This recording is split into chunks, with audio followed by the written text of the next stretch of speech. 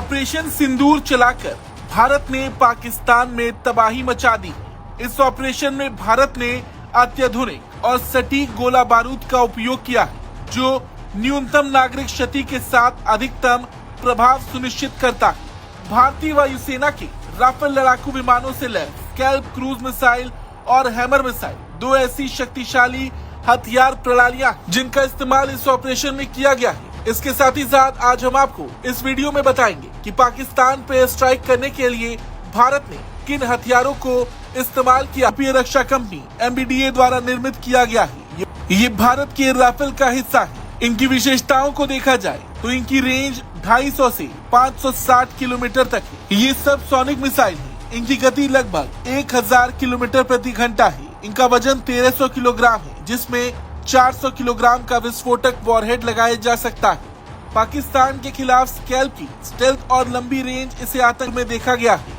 Radar से बचने की क्षमता इसे साइलेंट असैसिन बनाती है। गहरे और कठोर लक्ष्यों को भेदने की क्षमता राफेल की स्पेक्ट्रा इलेक्ट्रॉनिक वॉरफेयर प्रणाली के साथ एकीकरण जो हमले को और घातक बनाता है। इसके अलावा ऑपरेशन सिंदूर में हैमर मिसाइलों का भी इस्तेमाल किया गया। ये फ्रांसीसी रक्षा कंपनी सैफरन द्वारा विकसित एक मध्यम दूरी की सटीक निर्देशित हवा से जमीन पर मार करने वाली हथियार प्रणाली है। भारत ने इसे राफेल जेट्स के लिए आपातकालीन खरीद के तहत हासिल किया है। इनकी विशेषताओं को देखा जाए तो ये कम ऊंचाई और पहाड़ी इलाकों में काफी प्रभावी होती है। ये बिना GPS के भी लक्ष्य को भेद सकती है। सिंदूर में इन मिसाइलों का भी उपयोग किया गया है। इसके अलावा ब्रह्मोस मिसाइल के इस्तेमाल की भी खबर सामने आ रही है। ऐसा बताया जा रहा है कि बहावलपुर और मुजफ्फराबाद में जैश के कमांड सेंटरों और हथियारों डिपो को नष्ट करने के लिए ब्रह्मोस मिसाइल का इस्तेमाल किया गया है। इसके अलावा स्पाइस 2000 स्मार्ट बम का भी उपयोग किया गया है। अगर इसकी विशेषताओं को देखा जाए तो 60 किलोमीटर की रेंज, GPS और इलेक्ट्रो ऑप्टिकल गाइडेंस जो रात में भी सटीक निशाना लगाता है। इनका उपयोग कोटली और POK के प्रशिक्षण शिविरों पर किया गया है। इसके अलावा ऑपरेशन सिंदूर में पॉपॉय प्रेसिजन गाइडेड मिसाइल के इस्तेमाल की खबर भी सामने आ रही। इनकी विशेषताओं की अगर बात की जाए तो 78 किलोमीटर की रेंज, रियल टाइम लक्ष्य समायोजन। इसके अलावा स्वदेशी लेजर गाइडेड बम सुदर्शन के इस्तेमाल की खबर भी सामने आ रही है। इसे DRDO द्वारा विकसित किया गया है। 1000 किलोग्राम की इसकी विस्फोटक क्षमता है।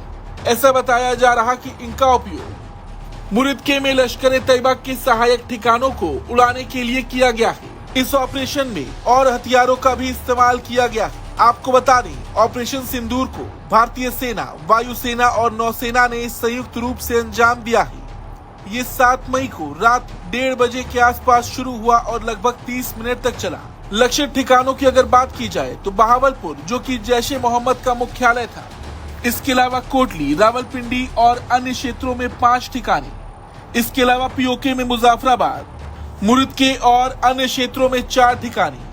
अब इस ऑपरेशन को कैसे अंजाम दिया गया, एक बार इस पर भी नजर डालते हैं। 4 सुखोई विमानों को जोधपुर से बहावलपुर की ओर भेजा गया, जिसने पाकिस्तानी वायुसेना को दक्षिण की ओर खींच लिया।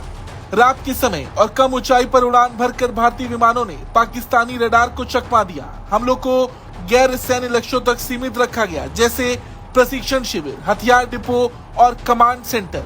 रॉ IB और NTRO ने सैटेलाइट इमेजरी, ड्रोन निगरानी और मानव खुफिया जानकारी के आधार पर ठिकानों की पुष्टि की। सूत्रों के अनुसार मौलाना यूसुफ अजहर, जो कि मसूद अजहर का साला है, बहावलपुर शिविर का नेतृत्व कर रहा था। बताया जा रहा कि बहावलपुर और मुजफ्फराबाद में जैश के सबसे बड़े शिविर थे, जहां 200 से 300 आतंकी प्रशिक्षण ले रहे थे। वहीं जिन हथियार डिपो को निशाना बनाया गया, वहां पर विस्फोटक, रॉकेट लॉन्चर और AK-47 जैसे हथियारों के भंडार थे। और जिन मदरसों को निशाना बनाया गया, वो असल में आतंकी प्रशिक्षण के लिए इस्तेमाल होने वाले धार्मिक स्कूल थे। वहीं इस हमले के बाद पाकिस्तानी वायुसेना ने जवाबी कार्रवाई की कोशिश भी की, लेकिन भारतीय विमानों की त्वरित वापसी और सटीकता ने उन्हें नाकाम कर दिया।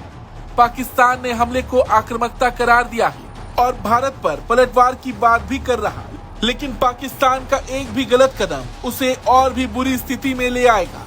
इस पूरी खबर पर आपका क्या कुछ कहना है, कमेंट करके जरूर बताएं। Bureau report, Bharat.